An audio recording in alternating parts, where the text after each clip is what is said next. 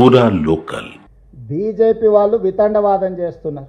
శాసనసభలో చర్చ జరిగినప్పుడు బీజేపీ, బీఆర్ఎస్, ఎంఐఎం, సిపిఐ కూడా ఏకగ్రీవ తీర్మానానికి మద్దతు ఇచ్చారు.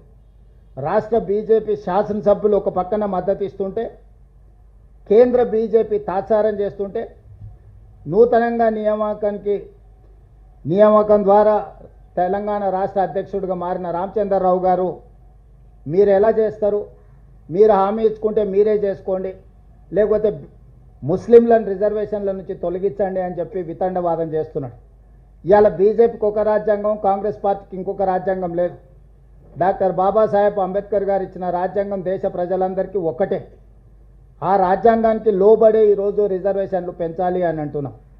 అదేవిధంగా భారతీయ జనతా పార్టీ తెలంగాణ రాష్ట్రానికి సంబంధించిన కిషన్ రెడ్డి నుంచి మొదలు పెడితే బండి సంజయ్ వరకు కేంద్ర మంత్రులుగా పనిచేస్తూ ముస్లిం రిజర్వేషన్లను మేము ఒప్పుకోము, తెలంగాణ రాష్ట్ర ప్రభుత్వం ముస్లింలను తొలగించే రిజర్వేషన్లను ప్రతిపాదిస్తే మేము మద్దతు ఇస్తామంటున్నా అని అంటున్నారు. వాళ్ళు అసలు వాళ్ళ అవగాహన ఉండి మాట్లాడుతున్నారో అవగాహన లేకుండా మాట్లాడుతున్నారో నాకు తెలీదు. కానీ నేను సూటిగా కిషన్ రెడ్డి గారిని, బండి సంజయ్ గారిని నేను ప్రశ్నిస్తున్నా. నరేంద్ర మోడీ గారు జన్మించిన రాష్ట్రం గుజరాత్, నరేంద్ర మోడీ గారు ప్రాతినిధ్యం వహిస్తున్న రాష్ట్రం మహారాష్ట్ర.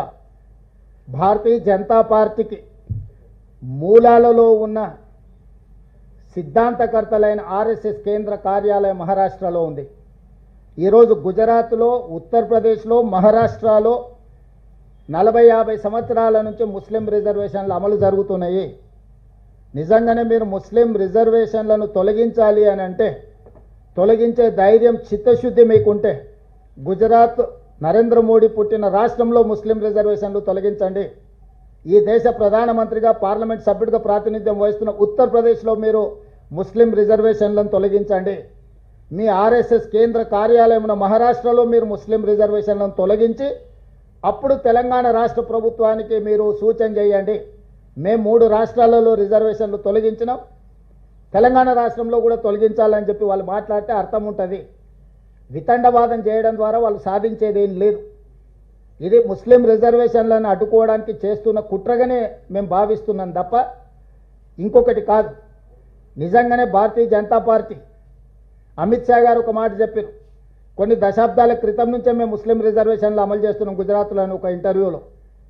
మరి ముస్లిం రిజర్వేషన్లు అమలు చేస్తున్నాం, భవిష్యత్తులో మేము అమలు చేస్తామని చెప్పిన అమిత్ షా గారిని భారతీయ జనతా పార్టీ నుంచి సస్పెండ్ చేస్తారా?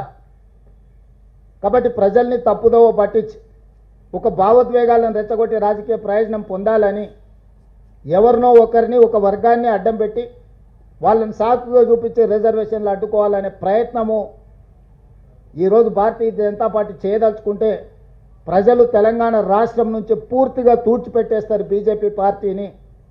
అందుకే ఈరోజు ఇట్లాంటి వితండవాదాలకు తావివ్వకుండా తెలంగాణ రాష్ట్ర ప్రభుత్వం అమలు చేయదలుచుకున్న 42% స్థానిక సంస్థల ఎన్నికల్లో రిజర్వేషన్ల బిల్లును కేంద్ర ప్రభుత్వం తక్షణమే ఆమోదించడం ద్వారా బలహీన వర్గాలకు అండగా నిలబడుతున్నామని వాళ్ళ పట్ల అభిమానాన్ని ప్రకటించుకోవాల్సిన అవసరం ఉంది.